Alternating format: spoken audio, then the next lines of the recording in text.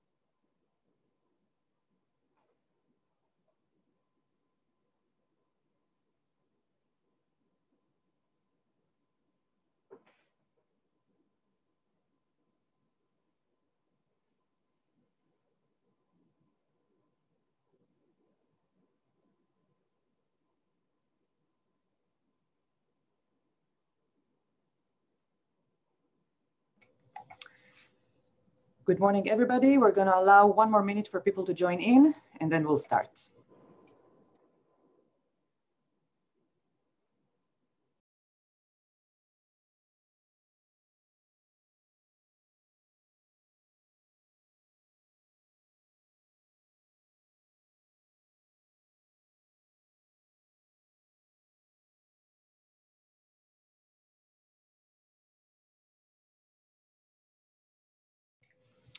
Okay, good morning, everybody from Washington, D.C. Good afternoon to all of you in Israel. Thank you so much for joining us today.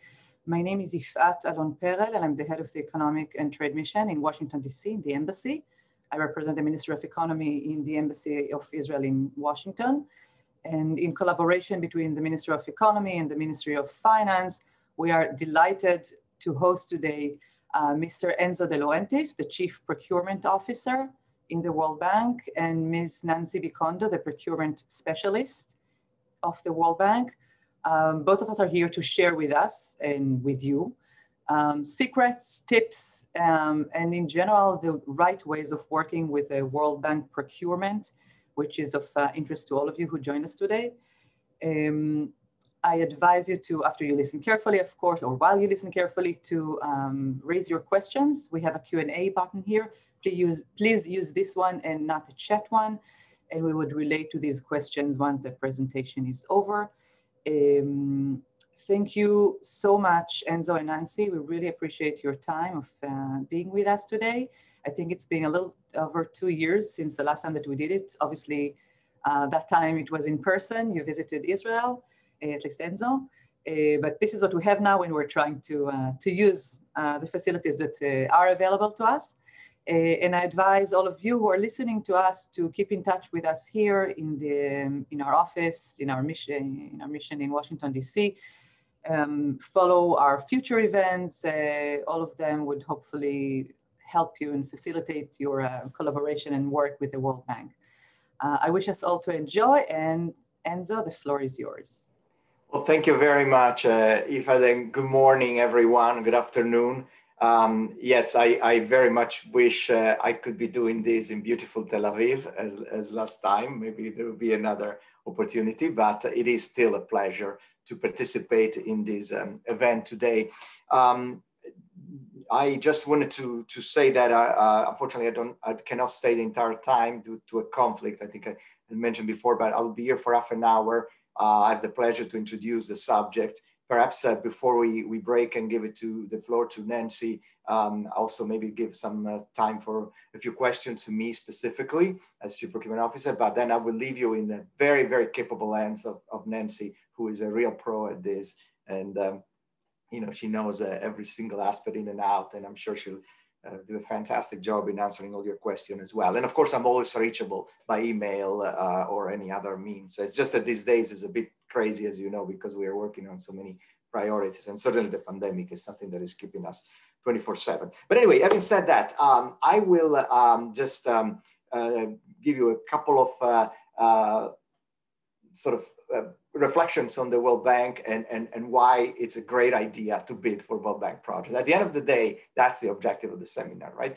I mean, to explain why this is a market that is very interesting, the market created by the World Bank loans, and what a World Bank does with the country and with the private sector, and what you can do to enhance your ability to win these contracts. So just let me say a couple of things about the World Bank, and Nancy will add more because she will talk more about the 5 different institutions, you know, how they work and so forth.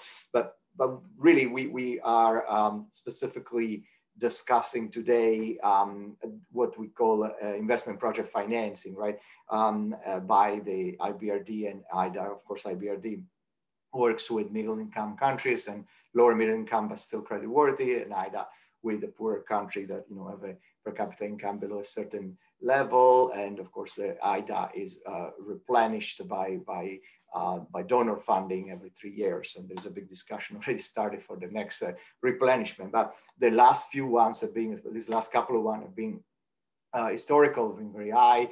Also the IBRD, which of course finances itself mostly on the capital markets, but also had a major vote of confidence a few years ago from our shareholders with a major capital increase. Just to say that this is a real, you know, a multilateral, when an institution that carried the banners of multilateralism and is really probably the world's largest source of financing, but also of knowledge and technical assistance for developing countries.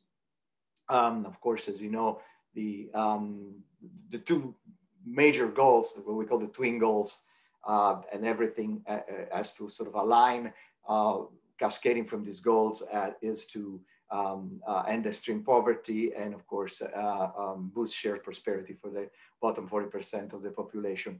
But, you know, you probably know a lot already by the World Bank, so I don't want to tell you too much, but I think what is relevant also for our conversation is that it's a large institution that is owned by 189 countries, with almost all the UN members, that has you know, offices in 140 locations, and that it is, in fact, not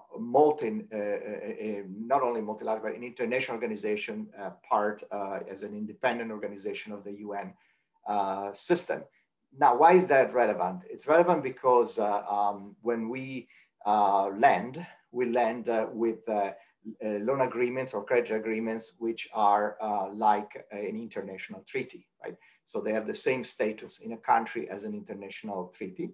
They go through certain, you know, legal processes. Sometimes they have to be approved by the local parliaments. But anyway, always we require an opinion of the attorney generals to make sure that it is very clear to the country that our rules, our policies supersede domestic law.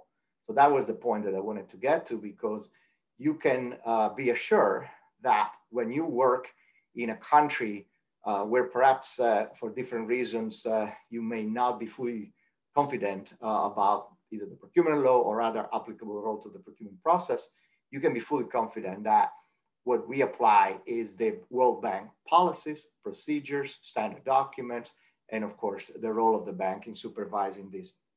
That is very important because it's very much connected to why it is a good idea to participate in World Bank projects. But first of all, as I said, large institution, lots of projects in many countries, and rules that are very, very clear. So large, meaning like more than 10 billion a year in contracts, sometimes gets up to 15, depending on the year, but you know, it's a very large portfolio, or very diverse. So companies with you know, broad range of capabilities find the opportunities. And of course, there are opportunities for large multinational corporations as well as for small and medium enterprises, because you know, we do focus a lot also on projects that you know, look for innovation, look for new entries in the market, and sometimes these are brought by smaller companies, but with very particular technological expertise, consulting services. Sometimes there are small firms that have very significant expertise. So you know, it's really not something just for the large companies. There are contracts that are for the very large companies and contracts that are for a smaller company, for consultants. There is something for everybody. I'm saying this also because there are tremendous capacity in Israel. I was so impressed when I was there by everybody I met, and particularly the innovation part, right? In technology, irrigation, but so many other sectors, engineering. So real opportunities in this portfolio. Of course, fair treatment is one of the reasons why it is a good idea to participate. You have a certainty of process, right? Because you have standard bidding documents that are used. So you know already, because you can review them on our website. And of course, then you have an opportunity when you bid, you have a certain number of days to review the specifics, but they're based on best international practice. So they're used some standard contracts that are used also by other institutions, but in other parts of the contracts that are specifically to tailor to the World Bank policies and requirements, which go much farther in certain areas. One, for example, is the integrity of the process. We have a mandatory application of our anti-corruption guideline that, I mean, Nancy, could you stay on the first one because I wanted to finish a little bit. Just because I think it's important to create a little bit to give the framework of why. So we have a system, two-tier system for debarment and suspension of companies that engage in fraud and corruption. We have a very extensive policy on environmental and social standards, which are also very much integrated now in our procurement process. And Nancy will talk more about that. And why is this important? Well, it's important because all this creates a level playing field, right? You know that you are competing with other companies that are required to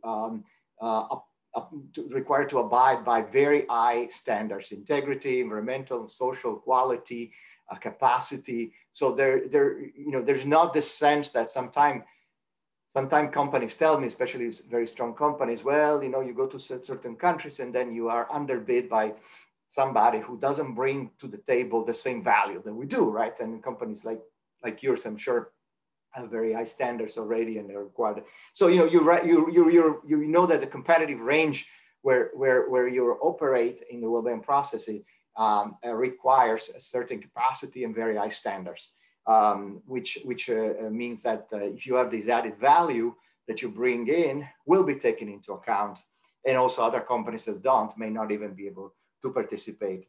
Of course, this fairness and this fair treatment also include quite an extensive process for complaints, right?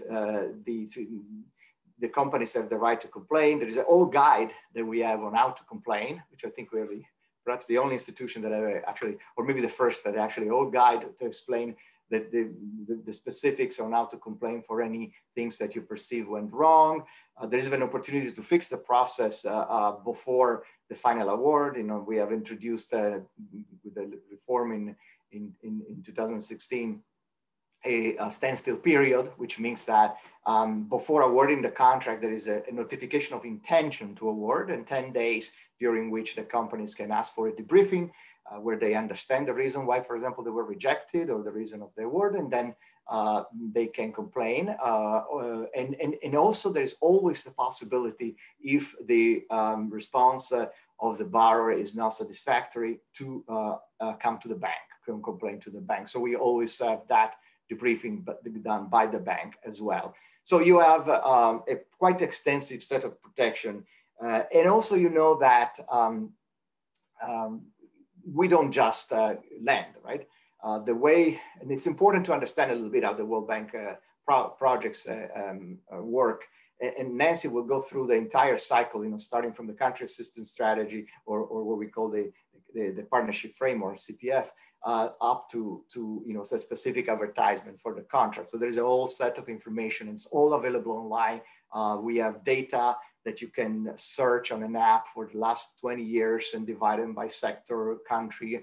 You have information on the stages of the project. So you have and then you also have a very open access to information policy, so you can ask for more information. So you can basically get every possible information, but it is important to understand the technicalities, right? The rules of the game. So it's very important to prepare. It's important to have a strategy to really focus on the areas where you have a competitive advantage. And it's important to understand how the project works. As I was saying, we've got the project cycle, right? Projects are developed by the country, but with very close assistance, very close support from the World Bank. As I was saying, we don't just lend money, right? We help prepare projects that meet very specific development objectives based on feasibility studies, based on economic sector work, based on capacity assessments, risk assessments. And so it's very important to get to know this project from the very early stages of preparation, and then through appraisal, and then the projects are approved, and then they're implemented. So really understanding a little bit the dynamic of the process helps, because you know when to have an opportunity to intervene in the sense of asking questions, but also making presentations or reaching out when is appropriate, right? In the very early stage of project preparation, I always tells the company, it's a great idea to ask. It's a great idea to make yourself known, because for example, for consultants, as you know, when you, the process is based on a short list, and there is, before the short list, of course, there is a request for expression of interest, but it's not a formal process of selection, like with points or things like that. So it's very important that the counterparts know you, particularly if you're a new entry into the market, if you bring new technology, new expertise. So very, very important to reach out early on.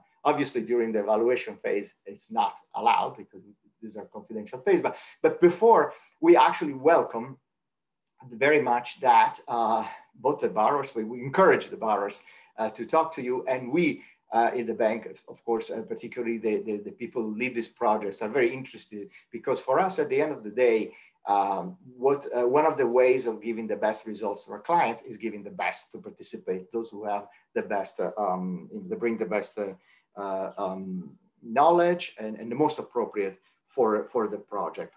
And then, of course, another thing we do, which is very important for you to know also, we also work a lot on building capacity in the countries. So, with a footprint much larger than our projects, we help them with the regulatory, institutional reforms and capacity building. So really creating an environment that is better for business and better for the country, of course, for the poor people of the country. So ultimately, all this was to say that if you're interested in working in a developing country, there's no better way to do it than within a bank. There's no more secure or safe framework in a way than a World Bank finance contract, or of course other multilateral development finance organization as well. But the World Bank certainly has one of the most advanced and modern procurement policies. So if we can move to the next, please, to the next to the policy.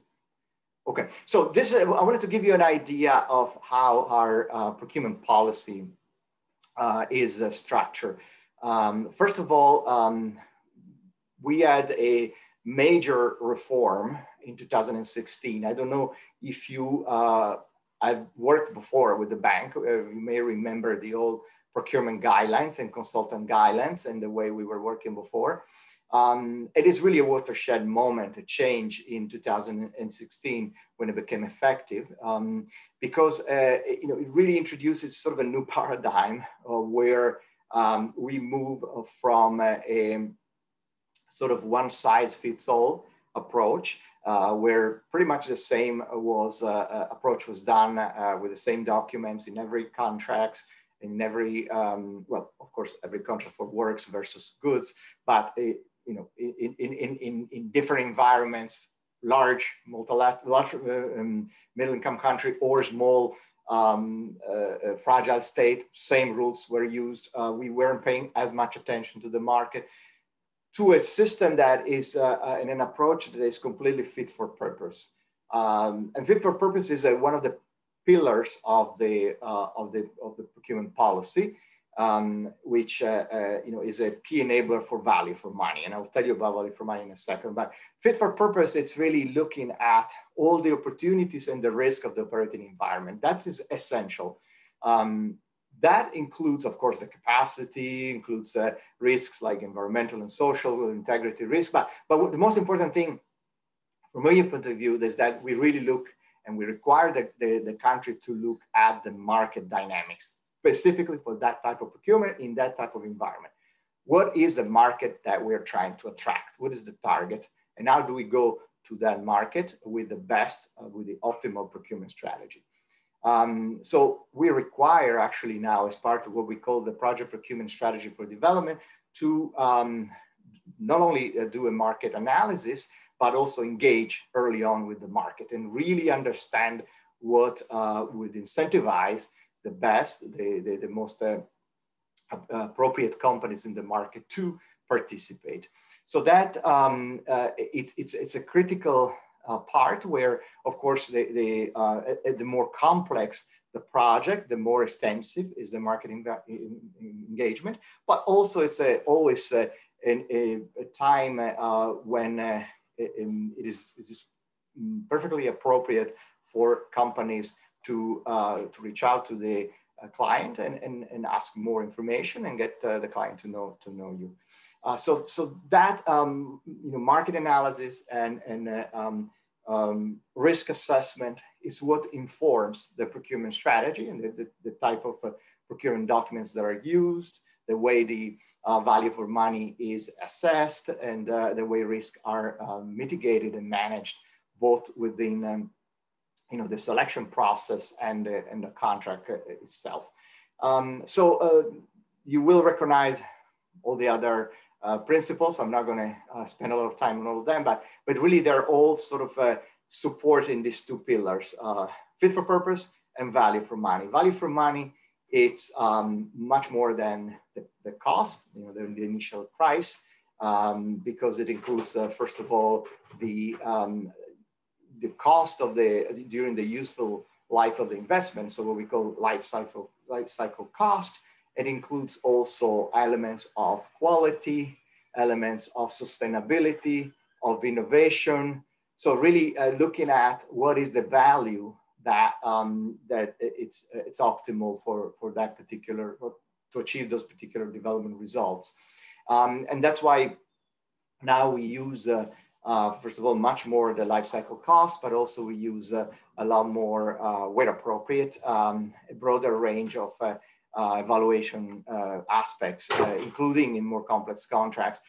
We use a request for proposals instead of request for bids, where we also use a point system to give a way to innovation, to quality, to sustainability aspects. So that is really a critical part that sets us apart from the previous approach, which was really the lowest evaluated bid only.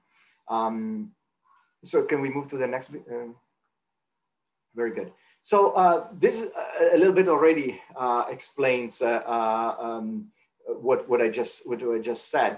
But one of the things that you obviously must have noticed is this: if you were working before in bank project before 2016, is this moving from a sort of an arm's length approach where we were not engaged. In fact, we were almost I would say a bit reluctant to engage with the market because of concerns of conflict of interest, to one where we see this as a partnership.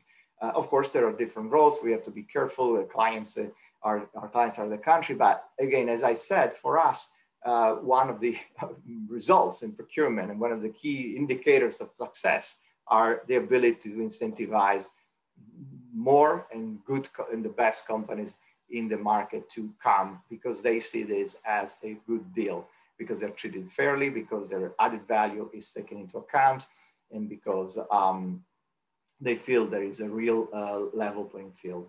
So that is a very important part. Now, contract management is also an area that we were not focusing a lot before, because in fact, procurement technically stops with the award of the contract, right? Procurement is about the selection process. Nevertheless, when you talk about value for money, and results, a lot of this can be compromised, if not lost, during implementation of the contract. And that really starts with the right contract conditions, starts with the right risk mitigation strategies. That's why I'm saying also that the planning aspect, what we call the project procurement strategy for development, is really critical, because good contract management starts with good planning. So that's when you identify the risk and you develop what's the contractual mitigation strategy, but also what's the contract management strategy. So for the largest contract, now we require key performance indicators that focus on the key risks, and they need to be monitored. Processes for remedial action, for follow-up, for the parties to engage and resolve them. And of course, also we engage a lot more actively, although we don't have a contractual role. We don't have privity to a contract, because the contract is between the country and the contractor or the supplier. But we do engage a lot more actively to ensure that any contract dispute or problems can be resolved efficiently, effectively, and fairly. Now, there are some that are straight contract dispute issues which need to be resolved in accordance with the dispute resolution mechanism in the contract. But there are also aspects sometimes, unfortunately, where perhaps the contractor needs help. Let me be very honest, and we do. And maybe I don't want to say that there is bad will or anything, but sometimes the local mechanism are slow, or maybe there are any other little bottleneck that we can intervene to facilitate. And believe me, we do that a lot. And again, not as party to the contract, but certainly as this honest broker in the relationship, where we have a vested interest in the successful resolution of any problem during the contract. So we do engage quite actively in resolving these issues. So the contract management, we have in fact also two guides, not one, but two guidance notes on contract management that you can find on our external website. We do a lot of training on contract management, also for the borrower. We have now strengthened in some aspects the role of the dispute adjudication and avoidance board, which is also used for the new mechanism introduced by the bank to disqualify contractors that who violate gender-based violence obligations. But that's already there, and now we are looking into this particular role of the AAB for large works contracts, and we are looking at strengthening it. There, of course, we are supervising the projects very, very closely.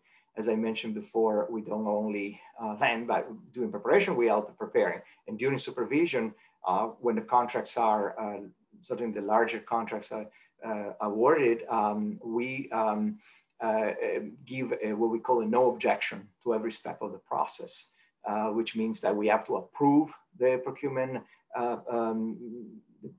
plan, then we have to approve the contract documents, that would call the bidding documents, and if there is pre-qualification, the pre-qualification documents, the bid evaluation report with the recommendation of the borrower to award. So we are there every step of the way to ensure that our policies and procedures and our requirements are complied with, or we do not give an objection, which means we do not finance the contract. So I think that's very important for you to know.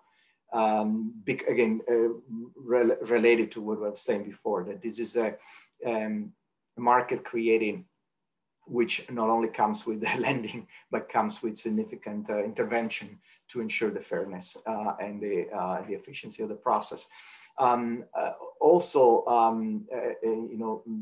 We obviously, as I said, we do a lot of capacity building and a lot of workshops, and this is an example. But this is just in a way, it's an outreach to the market to explain the process. But we also offer other more technical workshops. And if you are interested in learning more, also there is an extensive library of standard bidding documents, which are vast in different languages, but also guidance notes. As I mentioned, a couple. But we have a very technical one, for example, on how to do a competitive dialogue, which is a very sort of a sophisticated way for very complex projects to actually do parallel conversation negotiations with different bidders and then reach it to a second stage, the final proposal and award, but it really allows us to discuss separately, allows the borrower to discuss separately different aspects. This is very sophisticated, but helps to drive very well innovation in very complex projects where you want to ask the market, right? You don't want to tell too much and you really want the market to tell you how they will achieve these particular objectives. So you'll find documents like that, but also simple documents. There is one that is very basic on explain some of the things I'm saying now, to, you know, how to understand, it's almost like a one-on-one on understanding bank projects and how to bid, how to complain, value for money. So you find like an extensive.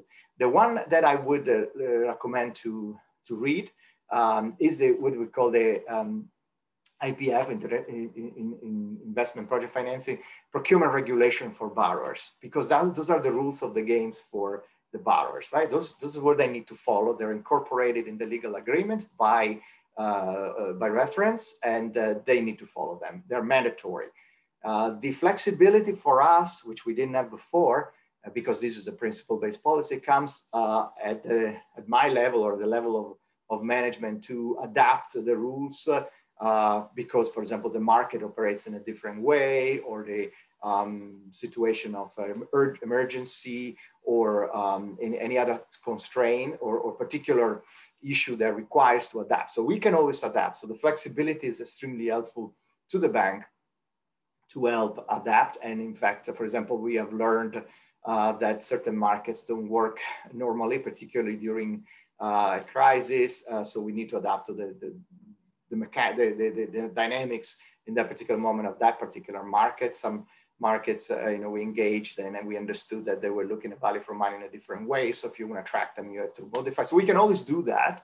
And in fact, it's great to hear from the market, right? We had deep engagements, for example, in the water sector, in the large medical equipment sector, capital equipment, to understand, again, this different dynamic. We learn and we adapt. So we can always adapt, but the rules of the games for the borrower are mandatory and the document are standard. They cannot change things without our agreement and our no objection. So I think Nancy, can you let me see that? Yeah, I mean, this is a bit of a summary, and I think I don't need to repeat too much because I already gave you a bit the reason why this is a modern and fit for purpose and quite effective way to manage the risks and the opportunities of procurement financed by the World Bank and their projects in situations that sometimes are very complex, but they're certainly range from very, very different type of capacity, from quite sophisticated to very, very little and fragile environments. So we can adapt and we can make sure that the best results are achieved and the best players in the market are attracted in all cases. So I think in a few minutes, unfortunately, I will need to jump out, but Nancy will take it from here. But before that, I would like to give an opportunity for any question to me on this broad introduction.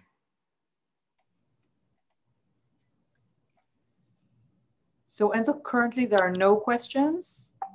I advise that we move on to Nancy's part, and I assume that at the end we'll have the questions. Well, thank you very much. And Nancy will be able to answer every question, I'm sure, very well. Nancy, also, please feel free to text me. I'll be in other meetings, but feel free to text me if you have any specific. But I think you're a pro and you'll do fantastic. And of course, I can always be reached. Please share my email. I'm more than happy to answer any direct question. Anybody should feel free to write me if they want to ask me anything. I'll be more than happy to answer. So thank you very much. Again, apologies for not being able to stay the entire time, and I wish you a very successful workshop. Thank you very much, Enzo. Bye. Thank you very much, Enzo. And good morning, good evening, everybody. So without much ado, I will proceed with the presentation. So Enzo has gone through, I'm not quite sure why it's not moving.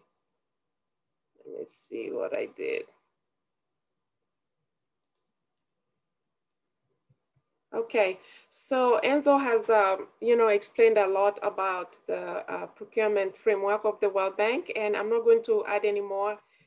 So he's talked about market engagement and the strategic role that procurement plays in inviting, bidders to propose new technologies and innovations.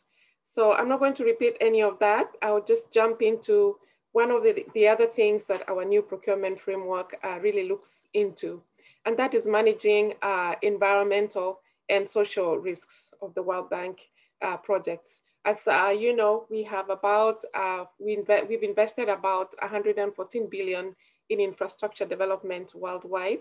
And a lot of the infrastructure development looks into or has a significant amount of contracts which are related to civil works.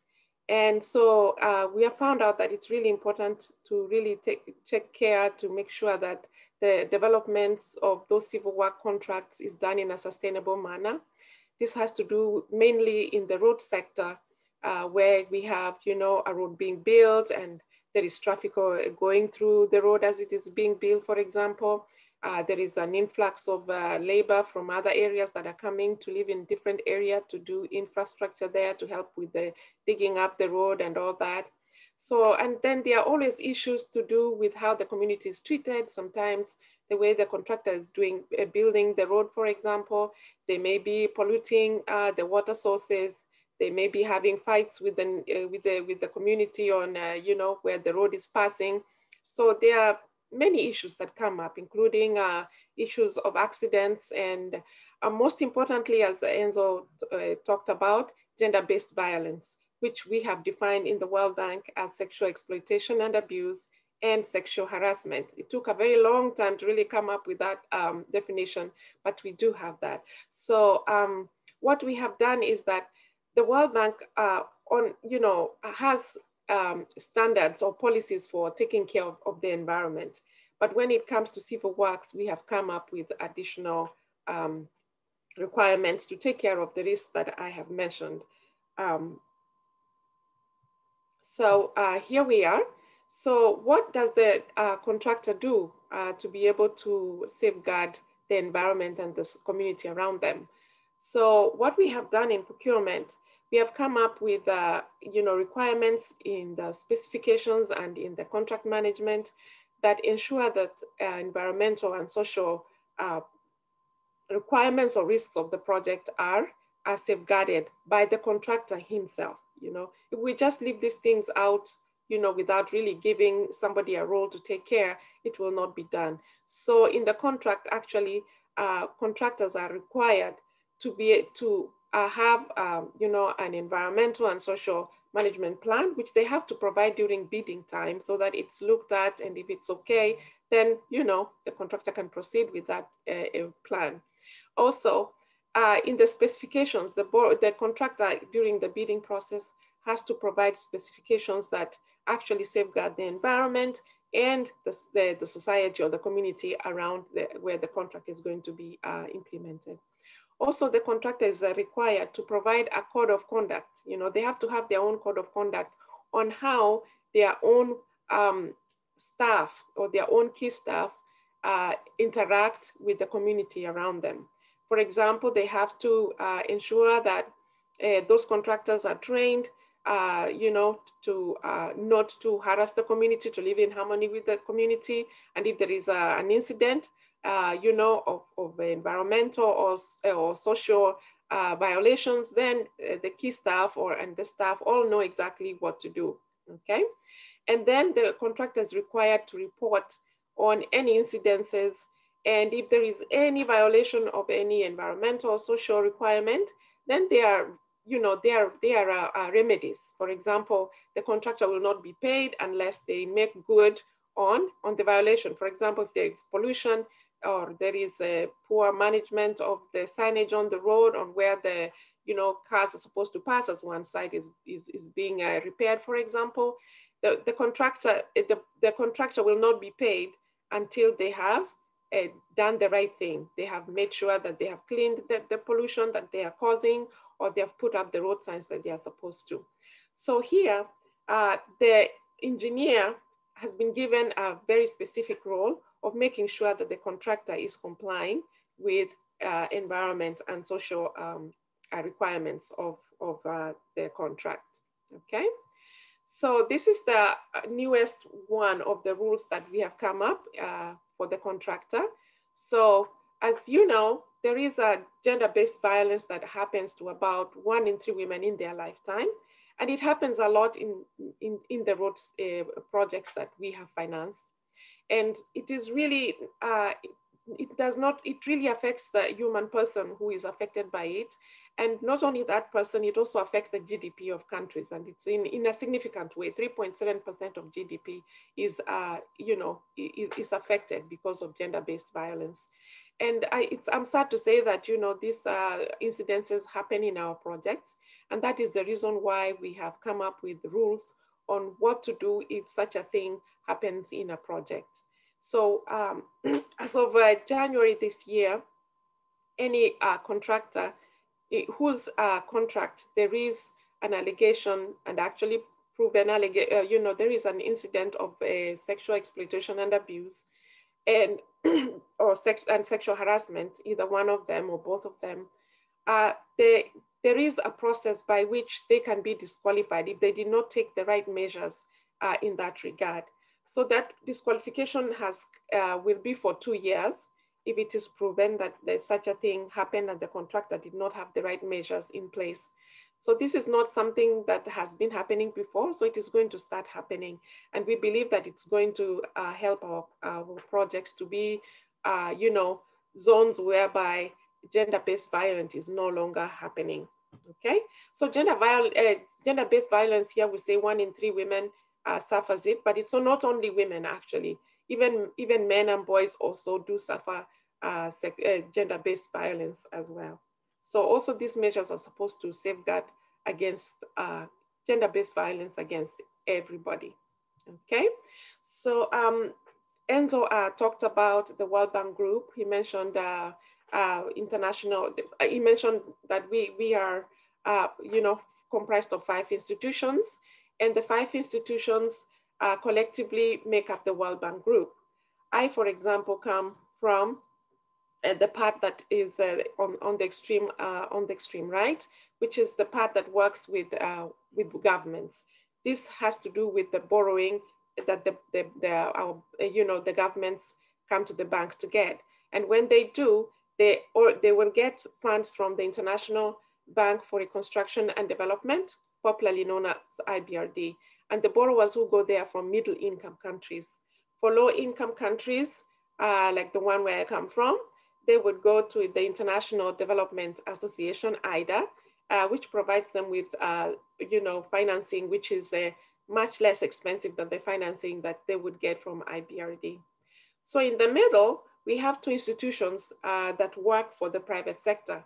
That is the International Finance Corporation, IFC, which lends to companies around the world, private companies around the world, and they also provide them with advice.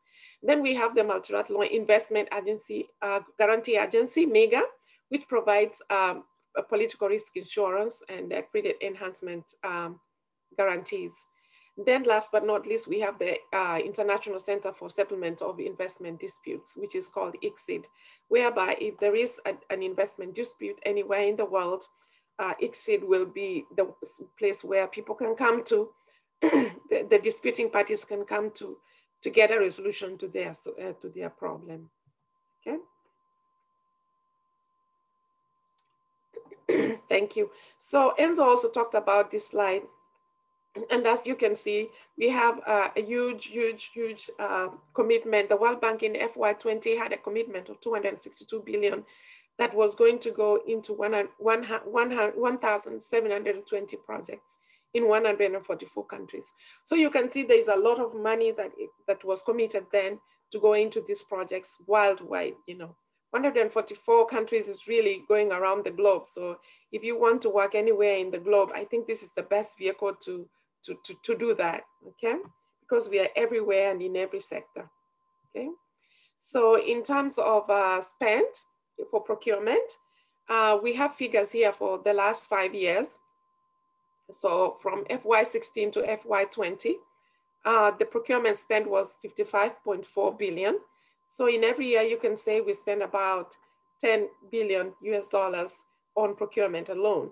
And the sector where we spend most of that money is the transportation sector, which is followed by the energy sector, public administration, and the last one, the last, like number 10 is financial sector. But then we have so many other sectors in the World Bank. So whichever sector where you are specialized in, I am sure you're going to be able to find a contract that you can be able to bid for in our projects, okay? So this is in terms of our global spend. As you can see, most of the money in FY20 went to Africa, my continent. So about 36% of that money went to Africa. And then 20% to South Asia, 12% to Europe and Central Asia. And Latin America, about 13%. The money also went to East Asia Pacific, as well as Middle East and North Africa, which took 6%. So we really are everywhere, you know, where there is development that is needed, okay? On this slide here, we're just trying to show you how good we are, and we really are good at, you know, in helping you attain your objective, in that we spend lots and lots of money. We have contracts everywhere.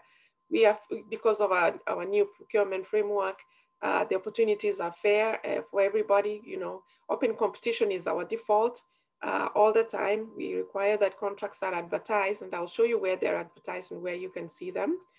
We have a high standard of integrity. We do not condone fraud and corruption. And there's a high certainty of payment because, you know, the World Bank is watching. We have country offices in many countries of the world. So if there is a problem there, you know, we are near, we are not far. We are near to the client, and we can be able to follow up and find out what is happening. If you're not being paid, for example, there are other issues in the contract as well. And then we, you know, as Enzo mentioned, there are a variety of contracts, variety of sizes, and, you know, I'm sure you can be able to find a niche for yourself in World Bank financed procurement. Okay, so I'm just gonna go a little bit into information on projects and procurements just to show you, you know, what is out there, how well some of the companies from your country have done, just so that to give you an appetite and to encourage you, if you haven't ever bid for World Bank finance contracts, to please do so, because it is possible and the process is open and transparent, and you know, you can achieve something. So these are the top 10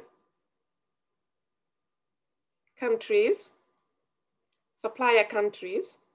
So on top of this here, India is the top 10. Okay, so here the top 10, oh, okay, I think I've gone too far.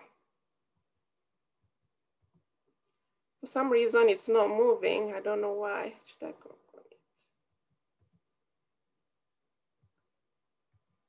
Okay, forgive me for that. I was having trouble moving.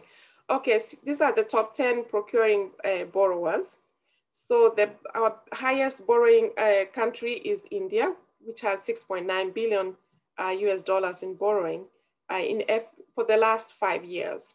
And then that is followed by China with 3.1.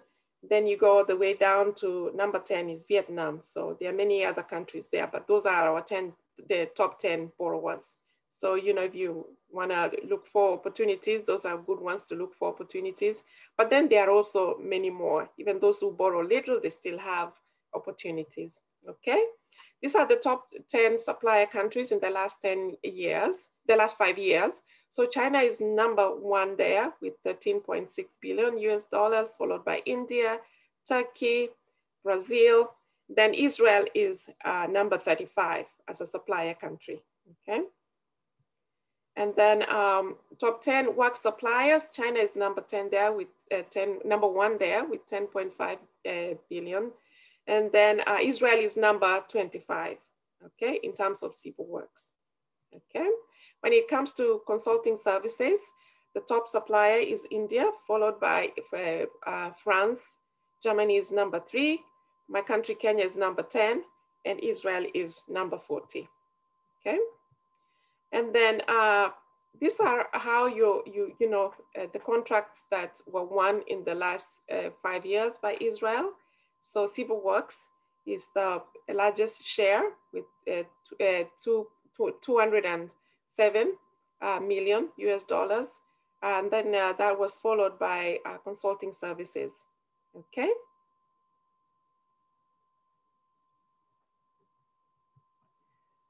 These are the sectors where much of your money was, gotten from. So starting with the public sector there, water and sanitation, energy and extractives, and so on.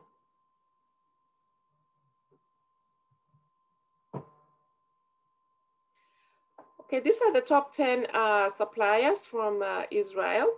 So I have there Tahal Consulting Engineering Limited as #1, and then followed by Technology and Management Limited, TNM. Then I do have TNM Limited. So I was actually wondering if this was one and the same company, but when I checked our data, it showed that there were 2 different companies. But these are the top 10 companies from your country, and I hope representatives from any of these companies have joined us today. If not, they can join us next time, or they're busy already working in a World Bank finance contracts, and that's great, okay? In terms of civil works, we have Tahal Consulting, Telemania, and the other 2, which are already here. I hope I'm pronouncing the names correct. If not, please forgive me, okay? So that's how Israel is doing. Top consulting services suppliers. I think I've talked about that already. So where Israel-based suppliers won contracts in the last 5 years, I think you were everywhere in the world. You were in East Asia here, in South Asia, in ECA region, Europe and Central Asia, in Africa, and in also Latin America. Of course, your greatest contracts came from Europe and Central Asia region, followed by Africa, okay?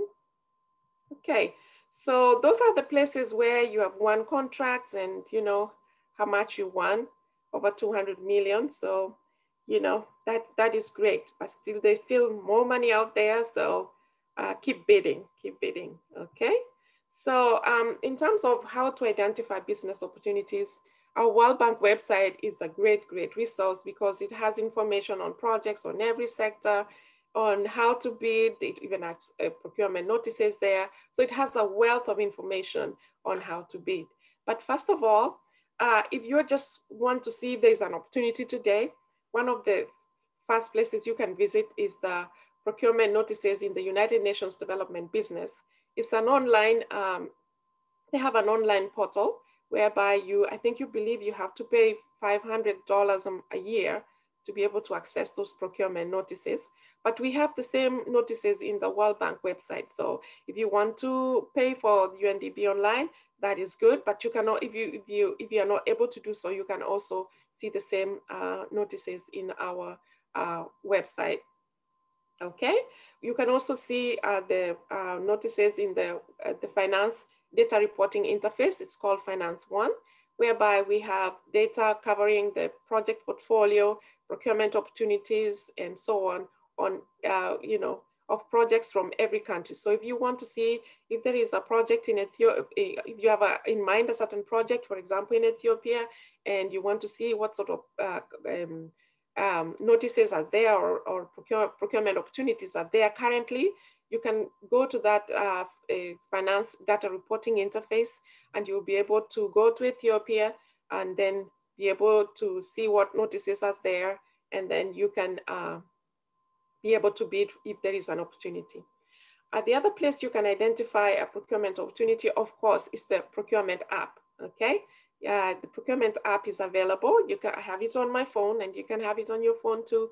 So you can be able to see data of major contracts in the World Bank. Also, procurement opportunities are there as well. And then we have country partnership frameworks, which my boss, Enzo, already mentioned. You know, every 5 years, the World Bank and each particular country, they will sit together and they will have a strategy on the areas where the country wants financing. So a country Ethiopia will say, for example, I really have problems in the infrastructure sector, or I have problems with health, or I have problems with education. Can we please fund projects in these areas? So they will have a country partnership strategy. And from that strategy, they will come up, the country will come up with projects that it wants to be financed by the World Bank. Another country, for example, Tanzania, may have issues with different sectors altogether. They may have, issues with their transport. They may have issues with their public sector. They want to change the policies that in the public sector. So they may have a country partnership strategy just focus on those sectors. So the most important thing is for you to look at the sectors where you have competitive edge, where you have experience, and in the regions where you know the region well and you have experience with it. And then what you do is look at the country partnership framework, and then see what projects they are being which sectors are being focused on, and then thereafter you can look at the projects that are in that country that you are interested in. Then you can follow the process of the project. Usually by the time a country partnership framework is prepared, it takes a little bit of time to prepare a project. It takes about 2 years for a project to be prepared. So when a project is being prepared, that's where the monthly operational summary comes in. So in that time, before a project becomes effective, when we say that the project is in the pipeline, the borrowers are required to, or rather we put in our website, a monthly operational summary. The monthly operational summary is a summary of a project that is in the pipeline, and there will be a small description of the kind of procurements that will be done in the project. They may say they will be consulting services, or there will be some form of civil works to be done. So when you look at monthly operational summaries of a project in the pipeline, then you will know that I need to follow up this project as it progresses, so that by the time the specific advertisements come out, I'm ready to go. Okay, and then we have project documents, which are on our website as well. So when projects are in the pipeline, that means they are not yet become effective. You may be able to find project appraisal documents in the system. Or rather, even those projects which are already effective, you'll be able to find project appraisal documents online, so that it's a real description of the whole project, what is financing. And sometimes in the project appraisal document, you may be able to find a procurement plan, and then from there, you can be able to follow up to see if there is an advertisement on UNDP online, things like that. And then also we have the procurement plans, which are online. And those are, a great source of information. You can find project plans for all projects in the bank which are active, and even upcoming ones before they start. A project plan may already be established, and then the project plan usually would have like an estimated time within which the advertisement will be put out. So if you're able to look at the procurement plan, you can be able to forecast and know exactly, when something is coming and look out for it. And when it comes out, you are able to bid on time. Okay. So this slide and the next slide is a step-by-step on how you can access the information. So for example, if you want to just look at where the country partnership frameworks are, there is a link there and steps on how to access them. And also for procurement plans, there is steps on how to access those on our website. And also for procurement notices by sector or by country, there is also information here and step-by-step on how you can access those on our website, okay? So here, this is the finance one I was telling you about, the finance interface of the World Bank. And this is how it will look, the kind of information you'll be able to get there. So you'll get data, you will get procurement notices, you'll get them by country. I believe you get them by sector. You'll know how much loans have been disbursed, how much haven't been disbursed. So much data, for those of you who like to look at data, this is a very good place to look for data. But most importantly, from a procurement perspective, the procurement notices can also be found here. So that is our procurement app. This is the kind of information you will find.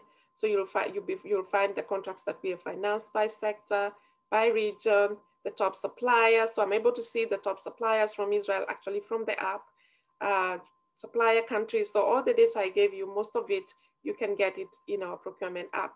And most importantly, you can also get the most current advertisements by country, by sector, okay? Okay. So here we go. So once you have I talked about the monthly procurement summaries. Those are usually done before, you know, when a project is in the pipeline, it has not yet been approved. And even before any procurement is advertised, there has to be put out a general procurement notice, which has to be published in UNDP online, okay? So the general procurement notice gives the name and contact of the borrower, the purpose and amount of financing, the scope of procurement, and all you know, this is scheduled for publication of such a notification, you know, a specific notification that is to come in the future. So all this is in the general procurement notice, and no specific procurement notice can go out before a general procurement notice has been put out. So it's very important when you're on UNDP online to look out for general procurement notices, because they are a precursor for a specific procurement notice coming down the line, okay? Okay, so let's move on to preparing a proposal. So you have gone through the country partnership framework, you've looked at monthly procurement notices, you've looked at the general procurement notice. Finally, you have come to a specific procurement notice of a particular contract that you are interested in bidding. So what are the things that will make your proposal stand out, okay? What will make it stand out? I think preparation is key here. Preparation is really key. So the first thing I think you need to do after you get the bidding documents or proposal documents is to check if there is a pre-proposal meeting that you are invited to. So what happens is that some contracts, they do have, you know, some bidding documents, or because of the nature of the contract is complex. Usually there will be, bidders will be provided with an opportunity to attend a pre-proposal briefing. So if you're able to attend the pre-proposal bidding, please do so. Just a few notes on pre-proposal briefing. Those briefings are done at your cost. So if there is a briefing in Ethiopia and you want to attend, then you'll have to bear the cost for attending that pre-proposal bidding. But also, someone else can attend for you. Maybe someone in the embassy who is specialized in that area, they can also attend on your behalf. Or you may have a local partner who can also attend on your behalf, just to be able to understand and to ask questions about what is in the proposal document or the bidding document that you do not understand. And also you get to visit the area and really understand what the parameters are, so that when you prepare your bid, you're fully prepared to prepare a bid that shows that you understand what the contract is about, okay? So when you're preparing your bid, also make sure you address all the requirements. Don't leave out one requirement, because you're competing here. It's like, you know, people are running, it's a race. So the best one is the one that will win, okay? So also emphasize, you know, innovation, okay? Make sure your proposal is as innovative. It's really suggesting innovative ideas as much as possible. Your methodology is really sound for the contract that is at hand. Also, management of the contract is also very, very, very important. So you have to propose a strong manager who is experienced, and also the key staff that you propose have to be experienced in the contract that you're bidding for. Also cite technical experience, regional experience that is relevant for that country, for that contract. If you have partners in the country, it really does help to include them as members of the joint venture. If you have had an opportunity to look at our bidding documents, you'll see that there are many bidding forms in there.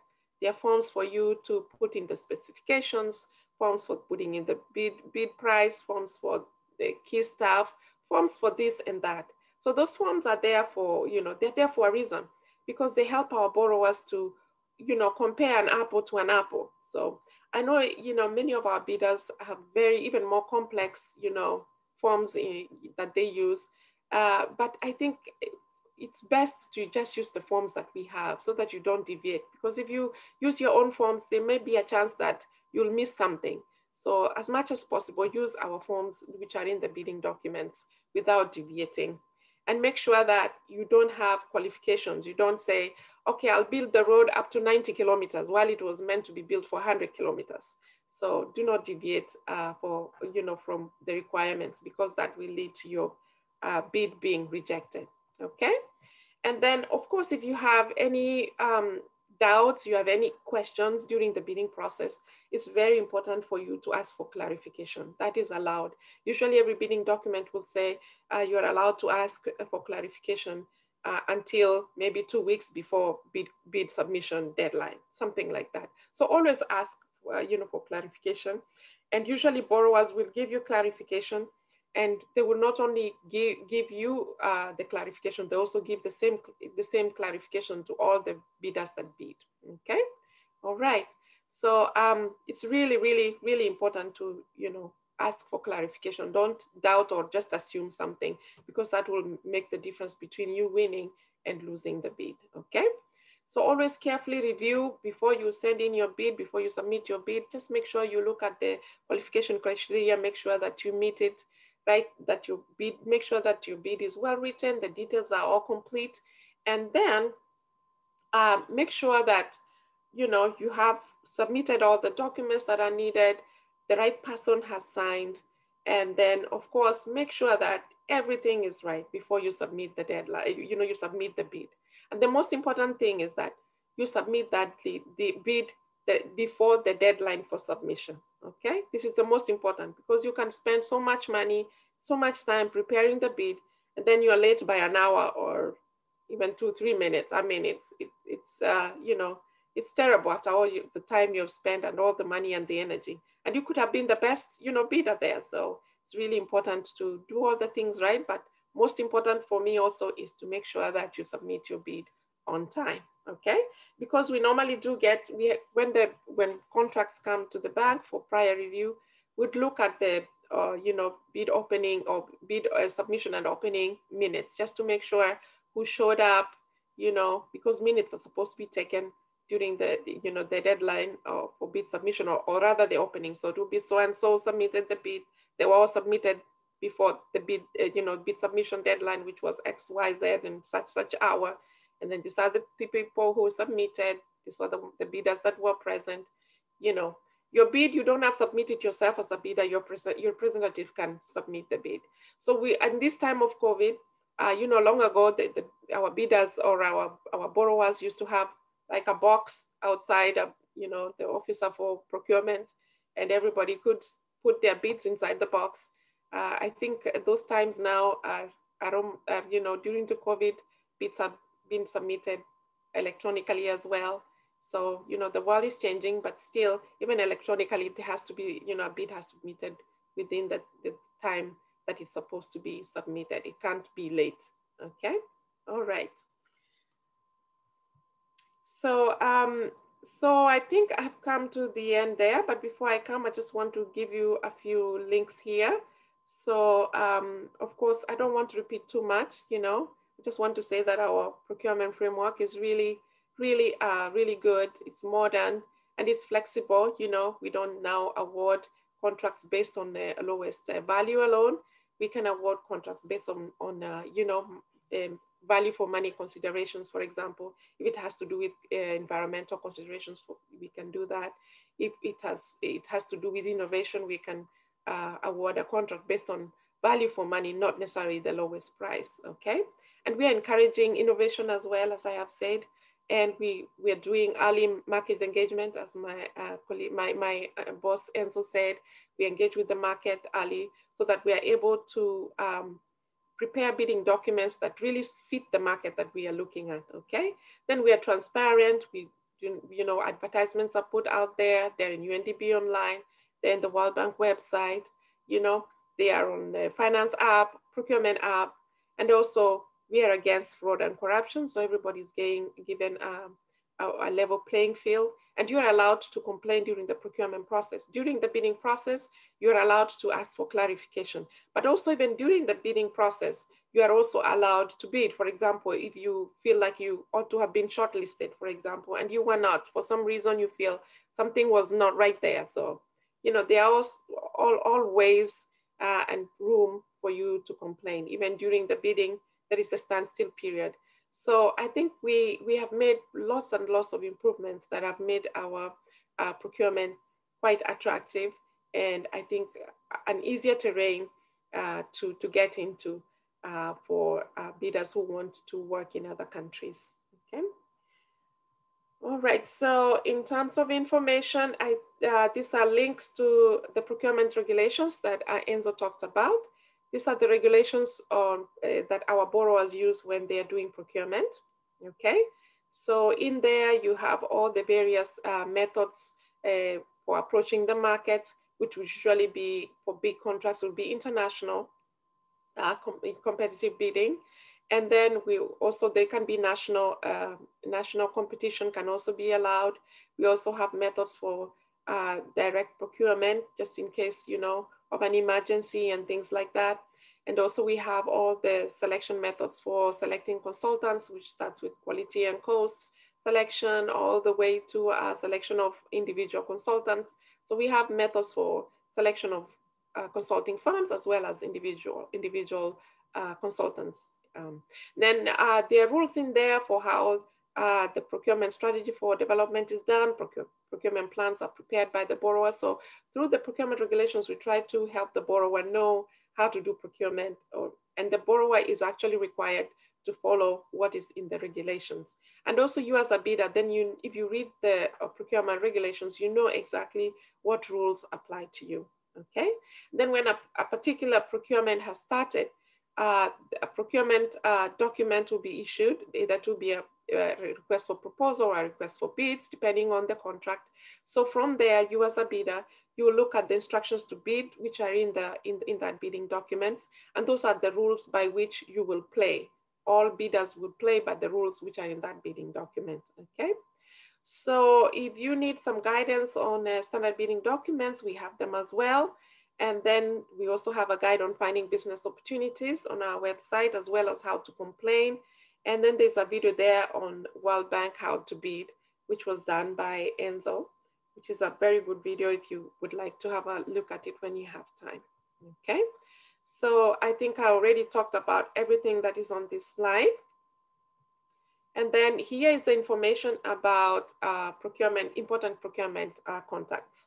So Enzo is the Chief Procurement Officer, and his email is right on top on the left, plus his telephone number. And we also have Vinay Sharma. He's also a Director of Procurement. You know, the World Bank is, you know, has two heads of procurement. Enzo is in the policy making unit. We are the ones who make all the rules by which everybody has to play. And then Vinay is in charge of the procurement specialists that do operations procurement, in that they're the ones that work with the borrowers to do the procurement, to make sure that the procurement is going right, to make sure that the rules that Enzo and his team make are implemented or used correctly, okay? So we have practice managers. These are managers of all the procurement specialists that work with our borrowers. And they start off from Snezana. She's in East Asia Pacific. East Asia Pacific has two managers. So there is one, there is one who is Snezana. So she takes care of a few countries plus the Pacific Islands. And then we have Kofi Awanyo, who just takes care of East Asia and China. And then we have Latin America and Caribbean. The manager there is called Diomitis Beroa, and his contact is there as well. Iba Tabu takes care of East Asia and Africa. Felipe takes care of West Africa, which is the Francophone part of Africa. Then Elmas takes care of South Asia. Then we have Ethel for Middle East and North Africa, and Krishna Kumar, who takes care of Eastern Europe and Central Asia. So those are the procurement managers we have and their contacts. So if you're having a contract in a particular region, so you'll know who you can contact in case you have issues that you want to raise in those contracts that you are executing on behalf of our borrowers, okay? So now I think it's time for questions, so I can remove the presentation so that I can see all of you, okay?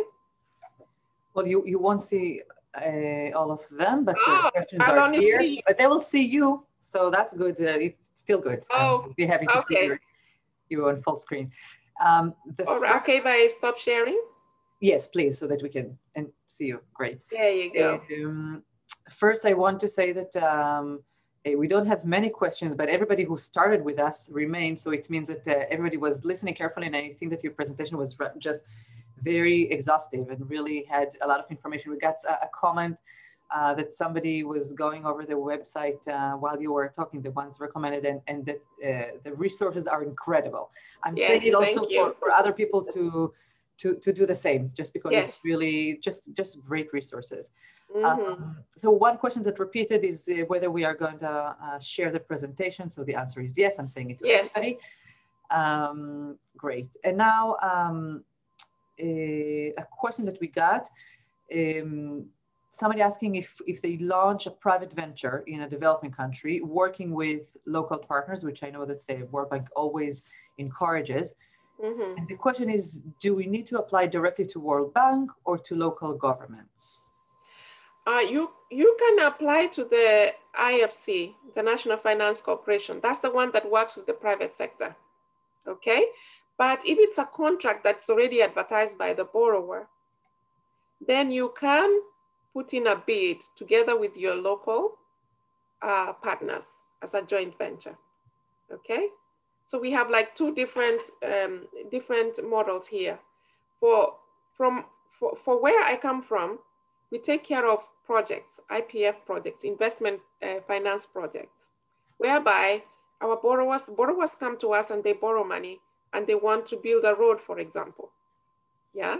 So we'll say, okay, here's the money. Then the borrower will put out the advertisement and then they will get bids. They will evaluate them. They will award the contract. Okay. And then there are cases where a company from Israel will go to my country, Kenya, for example, and decide they want to start a flower farm or a fruit farm. You know, they want to start an industry. Okay. So our borrowers cannot borrow money to give to that venture.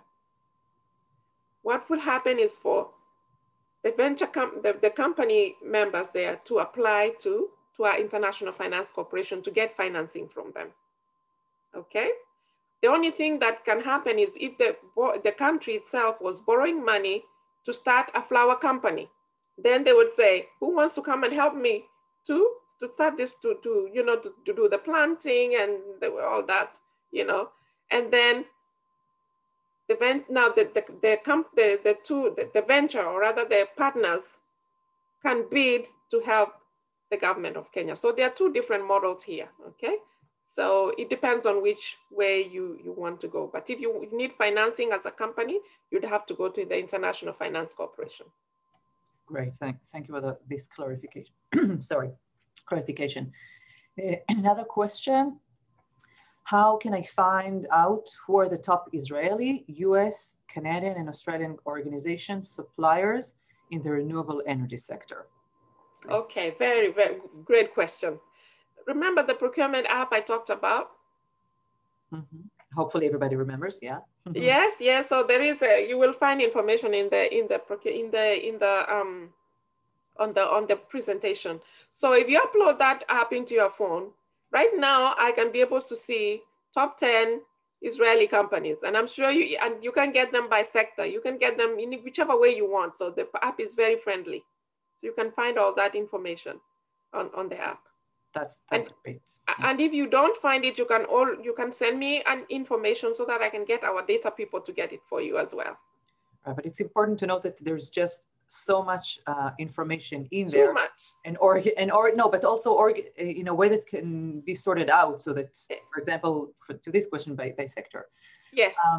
All right. Another question from another angle: is it possible to get alerts using keywords? From the World Bank? Yes.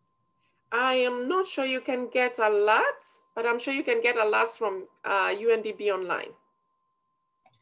All right, so you explained UNDP Online provides alerts. Yeah, So everybody please note, Nancy did mention the UNDP, and I spoke about it at the beginning, the World Bank is under these rules, and this website is also very, very valuable. Mm-hmm. All right, another question here. Okay, I'm not sure I fully understand it, but question about the attending pre-bid meeting. Yes. If they do it with Zoom, video conference, in what way? I believe so. Yes. The world has changed. The world has changed so much. You know, so I believe Zoom is a possibility. Yes. Okay. I would say so. I would say so that Zoom can be a possibility as well. Because there's nothing being hidden. It's like people attending a meeting, you know, these days with COVID, a lot has changed. Yeah, just for now, but for some time. Mm-hmm. All right, another question. Does the World Bank proactively control the integrity of selection process and the winning bid decision? Not only reacts to bidders' complaints? Actually, we don't control that process at all. You know why? Because the borrower is the one who is in charge of the procurement process. All we do is to make sure that what they have done it correctly. We do have two ways in which we do that. For contracts that are of high value, those ones, the borrower has to send us, for example, before they advertise, they have to send us the bidding documents that they're planning to issue. Then we look at them and we say, okay, this is good. You've done a good job with this. Now you can go to the market. And once the borrower gets bids, they have to evaluate them. We are not there. Their own process. They evaluate them. And then they send us a bid evaluation report. We look at the way they evaluated. And if we are happy with the process, we say, you're good to go. You're good to award the contract now. Okay? So if something is wrong, we'll send it back and say, no, something is wrong here, you know? So we don't really control the process at all.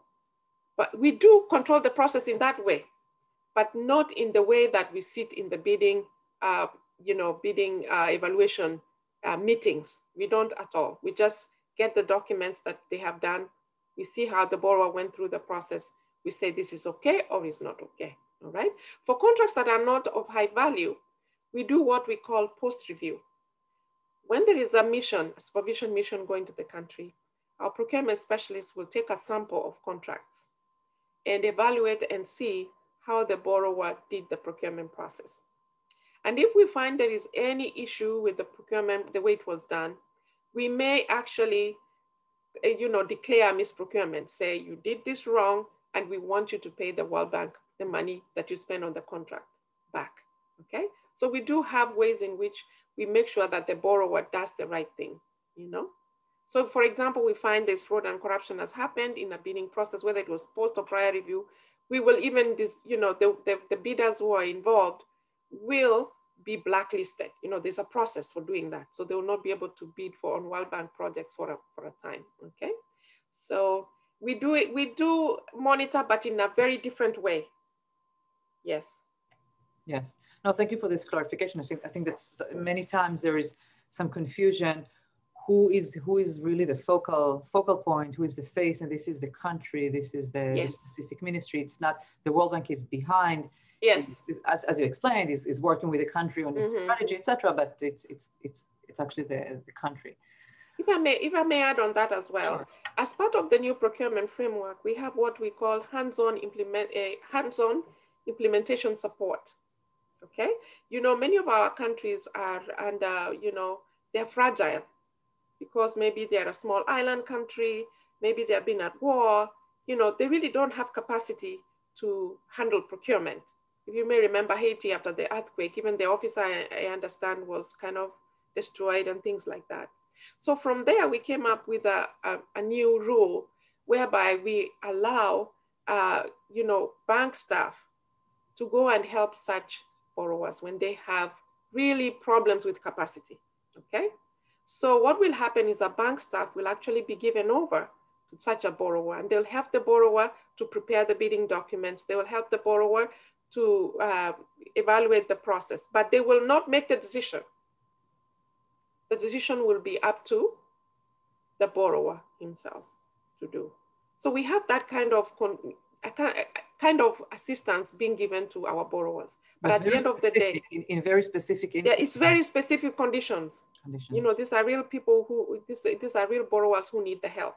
So we do have a few countries that have a bank procurement specialist helping them with their procurement, okay?